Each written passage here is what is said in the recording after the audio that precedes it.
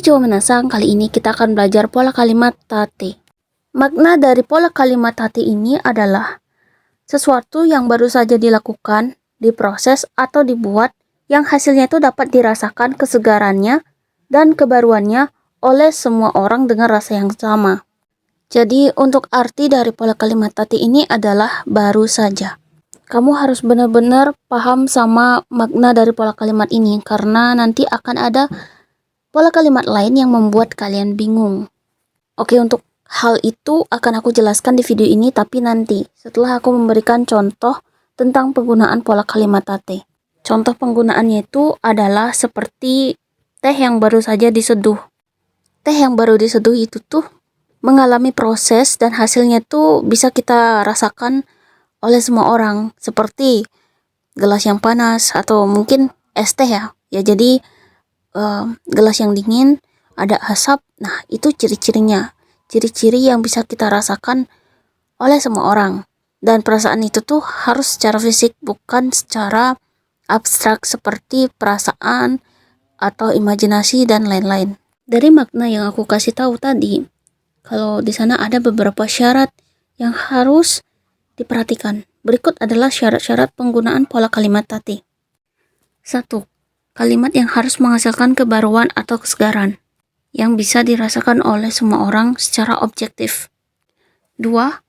Objek cenderung merujuk pada fisik, tetapi ada juga hal-hal abstrak seperti pengetahuan dan pengalaman bisa juga menggunakan pola kalimat tate.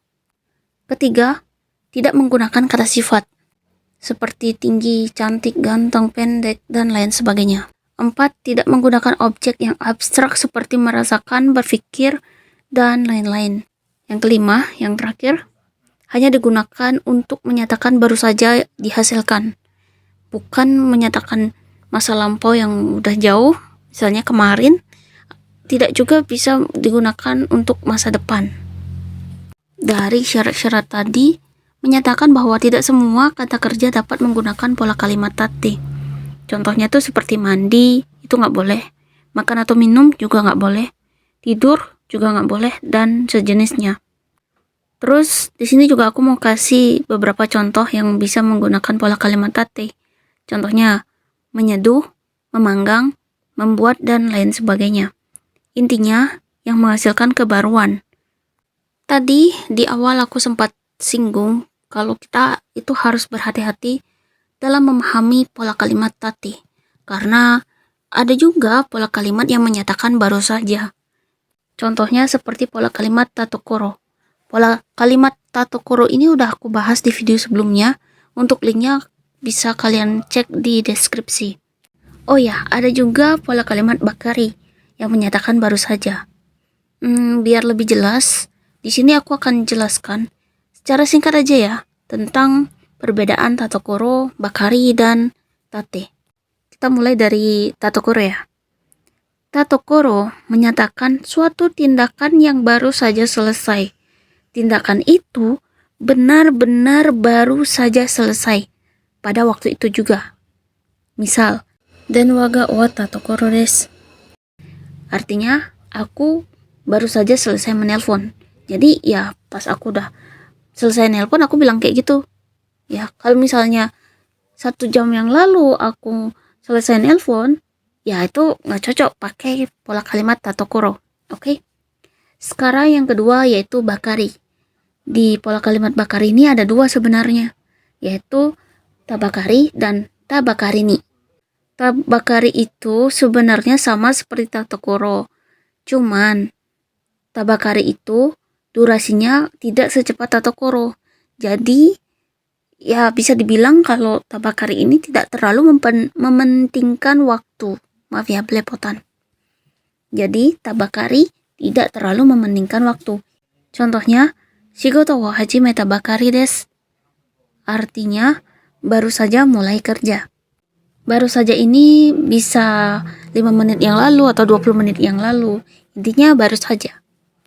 Kemudian tabakarini itu digunakan untuk menyatakan sesuatu yang baru saja terjadi dan memiliki dampak atau akibat.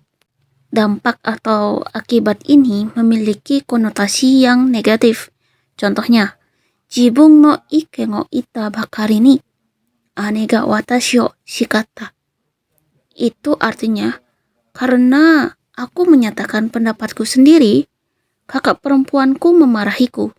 Oh ya, sekarang itu bisa berarti memarahi atau menegur, menurut dengan konteksnya. Kalau seseorang berbicara dengan suara yang keras, maka sekarang itu bisa diartikan memarahi. Tapi kalau misalnya seseorang itu berbicara dengan suara yang lembut, ya suara yang pelan gitu, itu bisa diartikan seseorang itu sedang menegur. Oke, selanjutnya itu adalah pola kalimat tate. Pola kalimat tate udah aku jelasin sebelumnya ya. Kalau misalnya lupa gara-gara aku ngejelasin Tatokuro sama Bakari, bisa mundur lagi ya, oke? Karena durasinya cukup panjang ini. Ya, aku anggap kamu sudah paham tentang makna dan perbedaan dari pola kalimat itu. Oh ya, ada syaratnya juga, jangan lupa. Sekarang ini akhirnya kita bisa ke pola kalimat. Ada dua cara untuk menyusun pola kalimat tati ini. Yang pertama, itu kita menggunakan kata kerja bentuk mas, tapi masnya tidak diisi, melainkan diganti dengan tate. Contohnya, kutsu wa arai tate desu. Oke, itu aja cukup. Pola kalimat yang kedua, itu menggunakan kata kerja bentuk mas juga, tapi masnya tidak diisi, melainkan diganti dengan tate, lalu tambahkan dengan no, kemudian ada kata bendanya. Contohnya, yakitate no sakana o tabetai desu.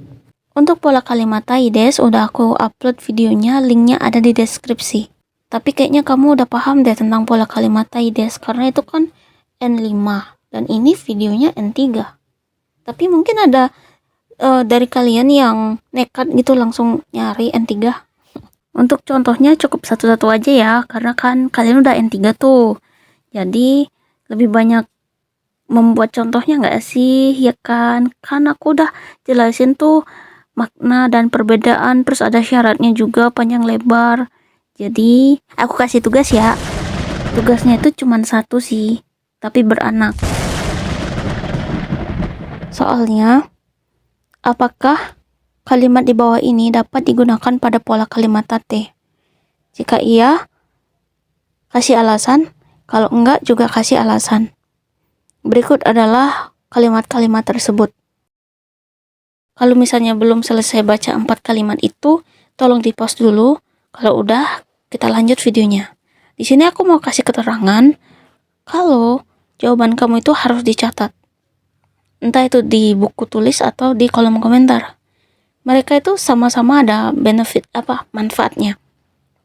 Kalau kamu tulisnya di buku tulis, ya itu sama aja kamu melatih menulis dengan huruf Jepang. Harus huruf Jepang ya, N3 masa masih ya nggak huruf Jepang.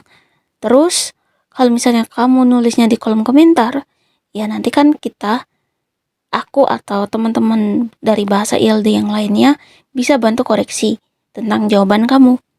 Nah gitu. Yang terakhir, aku mau kasih kamu kosakata dan juga isi kanjinya yang mungkin bisa ngebantu kamu untuk mengerjakan tugas atau menambah kosakata dan kanji atau sekedar mereview kosakata yang udah kamu pahami. Oke, berikut adalah kosakata dan kanjinya.